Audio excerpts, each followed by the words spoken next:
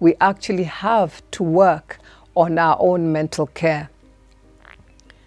Just going back to how World Health Organization defines mental wellness, this is what they say. You should be an individual who's able to cope with the normal stresses of life. You should be able to work productively, and we should be able to make a contribution to our community. And when you think about it, it is truly just being able to cope and manage life, really, isn't it? That's the bottom line. But when you think about it, where are we taught how to cope with the stresses of life? So we're taught all those basic life skills, the physical life skills that you can see. But you know, in reality, we were never really taught how to take care of our mental wellness. However, when you broke your leg, what would happen? Would quickly rush, you'd be rushed to hospital or to the clinic or to somebody to fix your leg. Or maybe if you felt sick, for example, if I suffered from asthma when I was a little child.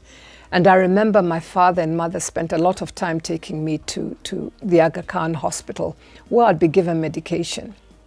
And as soon as we see a physical illness or something that will affect our bodies, we react to it and we do something about it.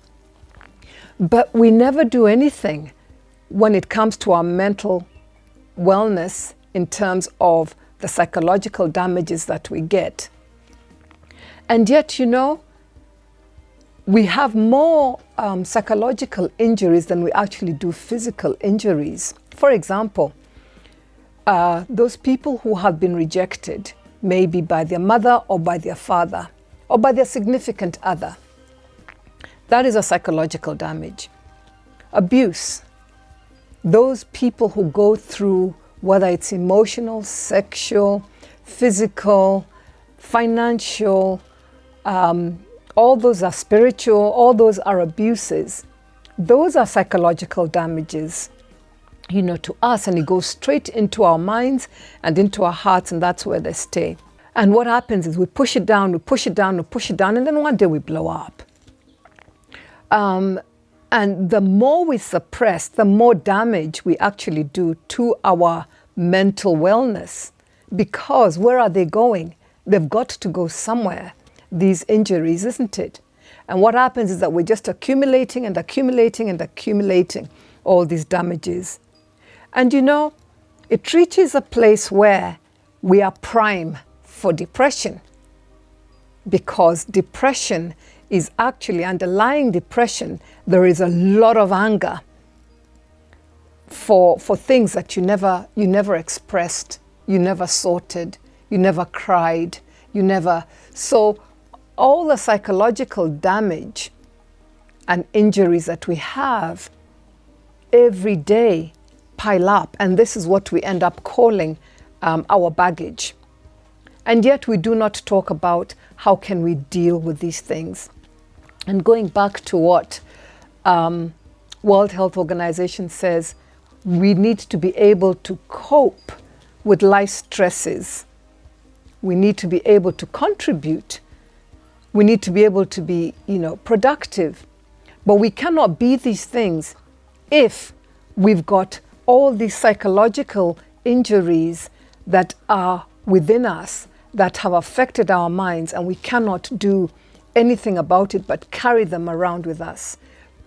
And as they become our baggage, what then happens is it leaves us very, very open and vulnerable to depression.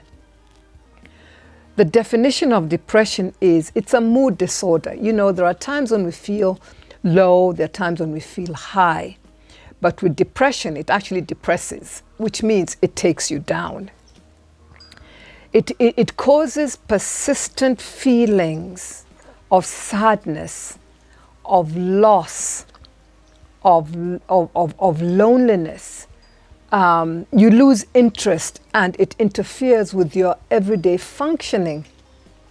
So what happens when, you're consistently low you're consistent, you've lost interest, and you cannot actually get on with life.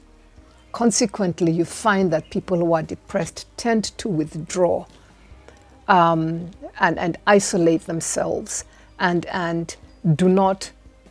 cannot actually function fully. So that is what depression actually does to us as a mental illness. Did you know that Kenya is the 6th most depressed nation in Africa? 5% of outpatients and 40% of inpatients in Kenya suffer mental depression. 40% is so high of people who aren't coping. That's what it says. We are not coping. And then 5% of outpatients. And I don't even believe actually that these are the true figures of those people who are depressed. Because if you take into consideration the people who are probably upcountry, rural areas, and even in urban areas, how do you actually count those people who are depressed and those who aren't? These are figures of people who are probably been to the doctors or been to, psychiatrists or been to psychologists or psychotherapists. What about those people who don't go? I believe that the numbers are a lot higher than this in terms of those people who are suffering depression in Kenya. So it is so clear that we do not have the coping skills. And without the coping skills, we are not going to be able to manage our lives. That's why it is so important for us to start paying heed to our mental wellness. Take care of our mental health since we are not taught how to do it. Well, the first and foremost is we need to take responsibility for our own mental wellness. What usually happens is we always pass the buck and we're always blaming somebody out there. So if you can't cope, it is because of life. I can't cope because these things are happening to me. So we need to start taking responsibility for our mental wellness, because that removes that whole aspect of I am helpless. It's just happening to me. No, somewhere along the way, you have made decisions, maybe not at a conscious level, at a subconscious level.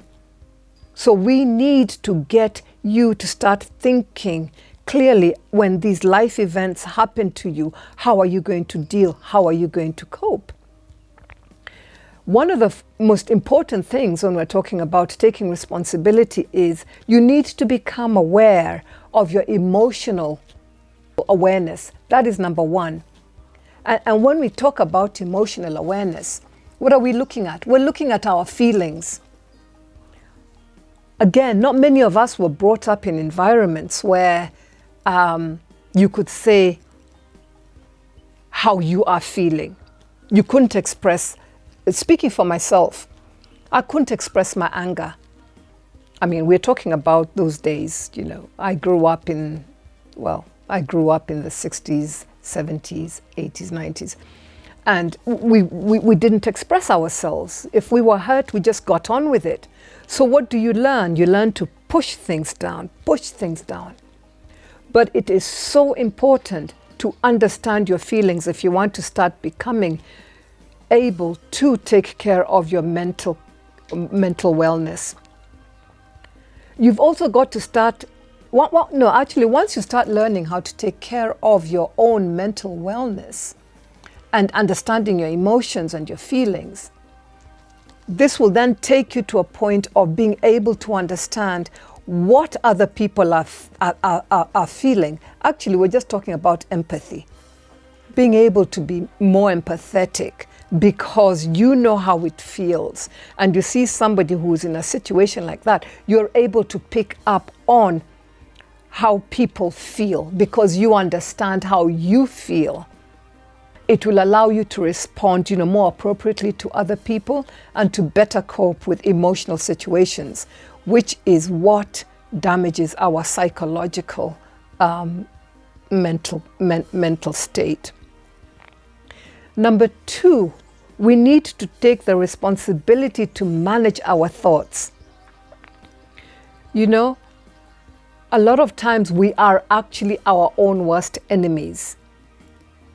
We tell ourselves all kinds of negative stuff about ourselves, and that's how it comes down to people having low self-esteem. We need to be able to identify what are your negative messages. What are these messages that you keep giving to yourself? The negative messages are not coming from out there, they're coming from you. So stop and think, what negative messages am I giving myself that are making me feel this way? Because you're making you feel that way. Change those messages to positive ones. So that instead of disempowering yourself, you're empowering yourself with positive messages and you're lifting up your self-esteem. The third thing about mental wellness is, perseverance. We need to learn to be hopeful versus to feel hopeless whenever anything bad happens to us. I'm not saying don't feel it. No.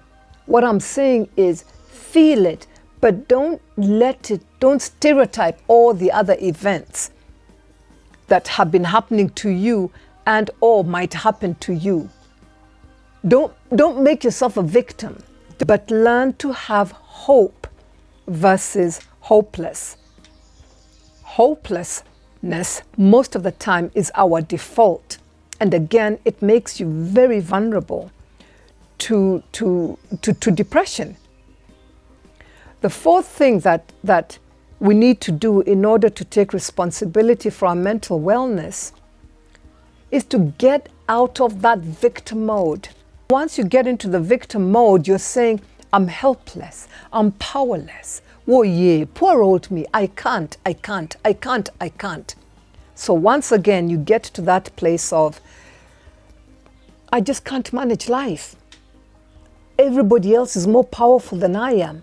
Yet we put ourselves in quite a number of those situations. Obviously, there are those situations where we don't. But a lot of times, if you check out your own life, a lot of times we brought ourselves to that particular situation. An example I must give that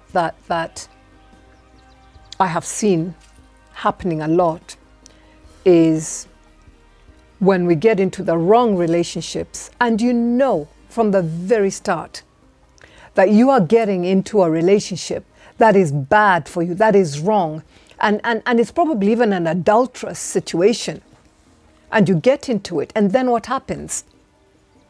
That person is probably married, or you're probably married, or you're both probably married, and yet you are committing adultery, and you expect things to flow. I mean, really?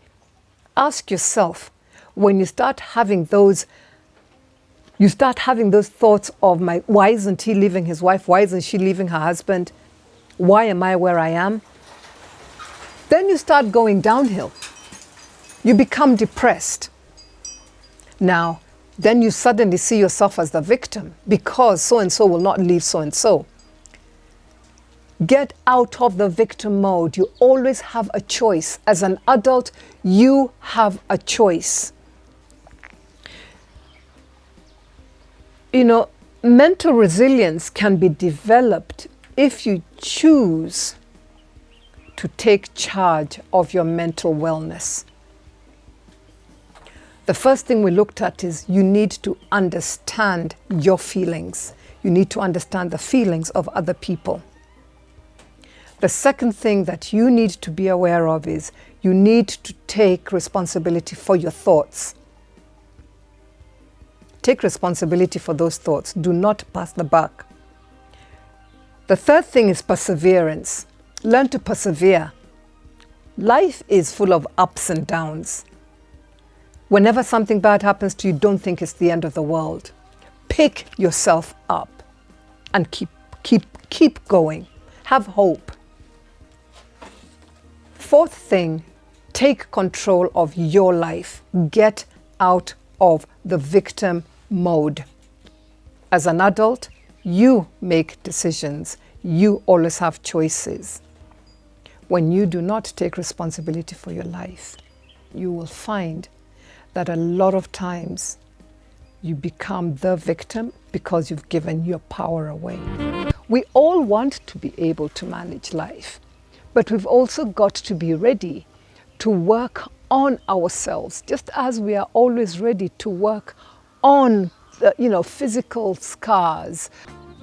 Till next time, bye-bye.